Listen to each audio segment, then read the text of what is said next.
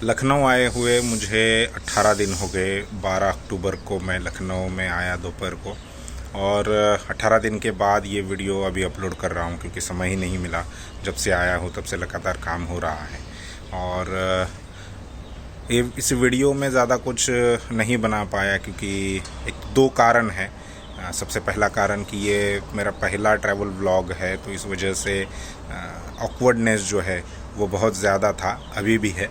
दूसरा कारण, मेरे पास सामान इतना था कि सामान को संभाले या वीडियो बनाए, ये एक मेरी समस्या थी। सामान को छोड़कर भी कहीं जा नहीं सकता था। जितना कुछ हो सका, एक तो मैं नासिक स्टेशन पर ही मैं उतर पाया। मध्य प्रदेश के सारे स्टेशन रात को ही चले गए, इस वजह से मध्य प्रदेश के जो स्टेशंस है वो नहीं दिखा पाया। उत्तर प्रदेश आया तब लगभग ट्रेन पहुंचने वाली थी, इसलिए मैं ट्रेन से नीचे उतरा नहीं। तो इस वीडियो में, लेकिन इस वीडियो में एक मेरे थॉट्स मैंने दिए हैं। जो एसी कोच होता है और उसकी जो सील विंडो होती हैं, कांच की ग्लास की पूरी विंडो होती है, बड़ी विंडो होती है, तो उसको लेकर मैंने मेरे कुछ थॉट्स दिए हैं। मुझे बताइए कि उसके बारे में आपका क्या कहना है, और ओवरऑल वीडियो के बारे में बताइए। आप में से कई सारे लोगों को ऐसा लगेगा कि ये आधा अधूरा ही वीडियो है, आधा अधूरा ही व्लॉग है। आधा अधूरा ही है क्योंकि मैंने नासिक के बाद में कुछ ज़्यादा बनाया नहीं, मैं उतर नहीं पाया, इसलिए। तो आप बताइए, और मुझे अगर कुछ सजेशन देना चाहे तो मुझे आप सजेशन भी दे सकते हैं। Hello guys, welcome to another vlog. जैसा मैंने आपको पिछले व्लॉग में बताया था कि उत्तर प्रदेश के चुनाव है, और उस चुनाव को कवर करने के लिए मुझे लखनऊ बुलाया गया है चैनल ने, और मैं आज 11 अक्टूबर है, आज के दिन ही मैं लखनऊ के लिए प्रस्थान करने वाला हूँ पनवेल से। अभी फ़िलहाल घर पर हूँ, पनवेल में हूँ। तो पनवेल से गोरखपुर के लिए एक स्पेशल ट्रेन जाती है, और उस ट्रेन से मैं लखनऊ जाऊँगा। लखनऊ के लिए, यानी पनवेल से लेकर लखनऊ तक कुल मिलाकर 12 स्टेशन होते हैं। अगर पनवेल को छोड़ दिया जाए तो 11वां स्टेशन लखनऊ है, और ये दोपहर 4 बजे पनवेल से 3:50 पर ये ट्रेन निकलेगी पनवेल से गोरखपुर के लिए, जो 3:30 पर लखनऊ पहुंचेगी। और 10 तारीख को, क्योंकि 11 तारीख का मेरा रिजर्वेशन करना था, मुझे निकलना था, तो 10 तारीख को सुबह 11 बजे जब तत्काल के लिए टिकट विंडो ओपन होती है, वहाँ पर टिकट बुक की थी। और एक मज़ेदार वाक़या हुआ है कि जब मैंने तत्काल में टिकट बुक की तब वो वेटिंग लिस्ट आई, 26 वेटिंग लिस्ट थी। तो उसके बाद कल रात को मुझे मैसेज आया, कल रात को मैंने चेक किया, एक्चुअली पीएनआर चेक किया 12:30 बजे के आसपास कल रात को। तो मेरी सीट तो कंफर्म हो गई थी, लेकिन चार्ट प्रिपेयर्ड नहीं हुआ था। सीट मिली थी S2 में, स्लीपर क्लास का ही मैंने टिकट बुक किया था, तो S2 में 41 नंबर की सीट मुझे मिली थी। चार्ट प्रिपेयर्ड नहीं था। दूसरे दिन यानी आज सुबह 11 साढ़े 11 बजे के आसपास मुझे एक मैसेज आया। मैसेज में लिखा गया था कि आपकी जो टिकट है वो अपग्रेड हो जाती है। तो अब मुझे तो पहले समझ में नहीं आया कि ये अपग्रेड होना, टिकट अपग्रेड होना मतलब क्या है, क्योंकि इसके पहले कभी ऐसे हुआ नहीं था। स्लीपर से ही आमतौर पर मैं ट्रैवल करता हूँ। तो जब मैंने मैसेज खोला, मैसेज को देखा, तब मुझे तब वहाँ पर लिखा हुआ था कि आपकी सीट कंफर्म हो गई है, लेकिन वो B4 में, यानी AC में, थर्ड AC में वो टिकट मेरी अपग्रेड हुई है। बिना किसी एक्स्ट्रा चार्ज के मैं AC में सफ़र कर सकता हूँ। तो ये एक हो सकता है कि आपके साथ में भी ऐसा हुआ हो। मेरे साथ में ये पहली बार हुआ। तो अब हम AC से, थर्ड AC से लखनऊ के लिए जाएंगे।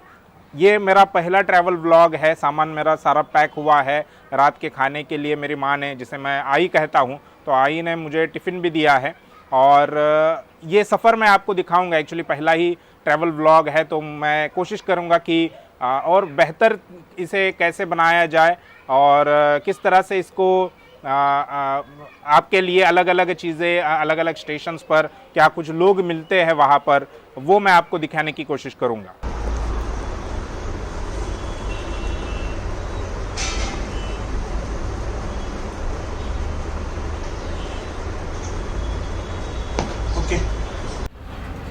सो अभी निकले हैं पनवेल स्टेशन के लिए, और सामान भी सारा आ गया है। ये देखिए, बैग, दोनों मेरी बैग रिक्शा में है, ओला की है।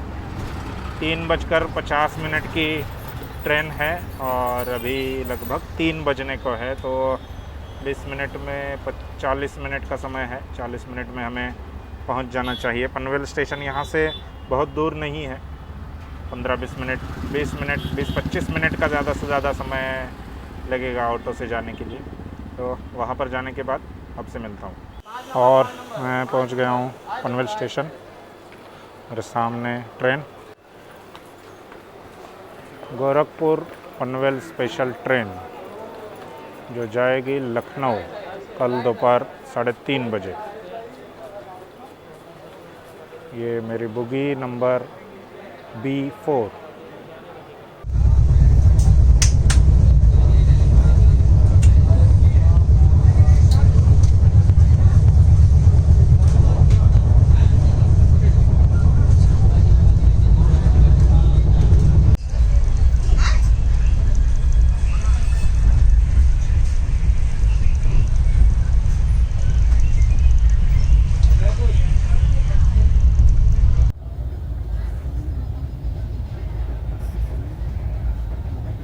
एक घंटे के अंदर नासिक पहुंचेंगे और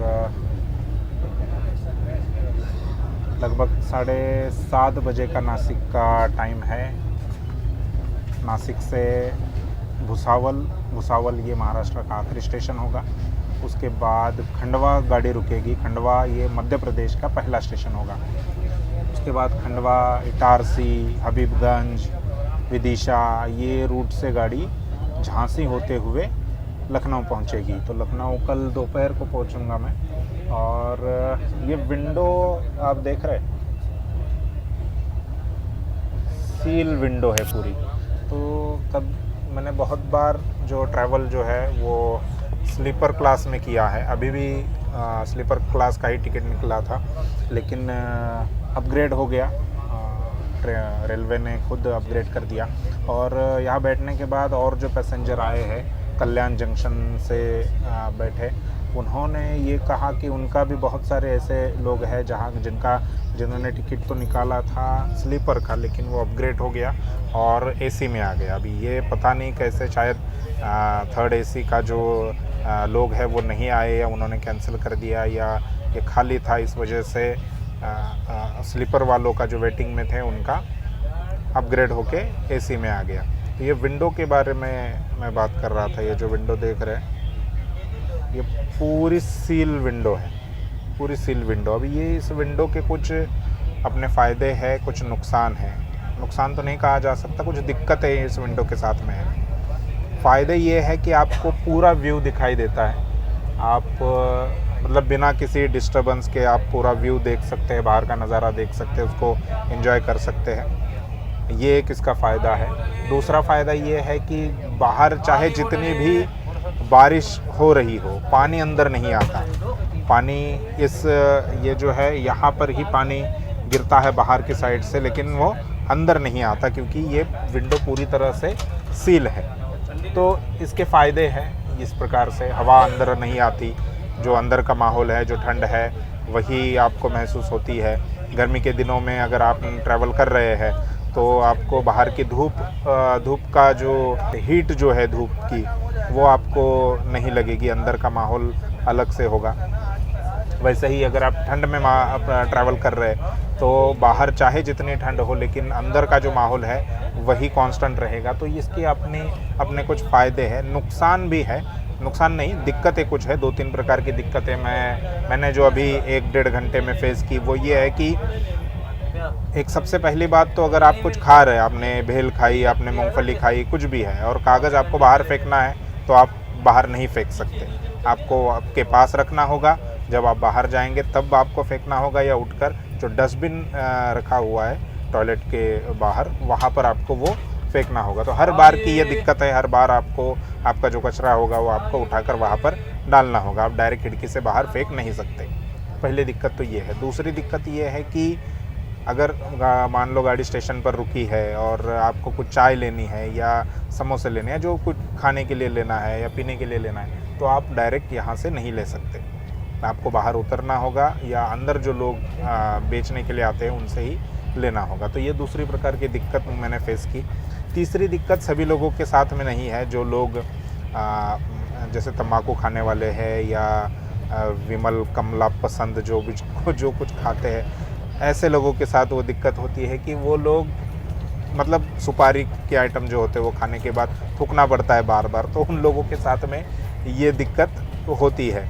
जैसे हमारे साथ में एक भाई साहब आए तो बहुत समय से उन्होंने अपना कमला पसंद या जो भी कुछ खाया था वो मुंह में दबा कर रखा था, और एक समय ऐसा आया कि अभी वो ज़्यादा देर तक मुंह में नहीं दबा कर रख सकते, फिर वो उठकर चले गए और उन्होंने वो बाहर जाकर थूक दिया। तो ये दिक्कत है, सभी के साथ में नहीं है, लेकिन पहली जो दिक्कतें मैंने बताई वो आम लोगों के साथ में हो रही है, जो मैंने अभी फेस की है। आप मुझे बताइए कि आपको इसके क्या फ़ायदे नज़र आते हैं, इस सील्ड विंडो के, इस जो कांच है, ये जो ग्लास लगा हुआ है, इसके आपको क्या फ़ायदे हैं, क्या नुकसान है, क्या दिक्कत है आपने फेस की, ये मुझे ज़रूर बताइए।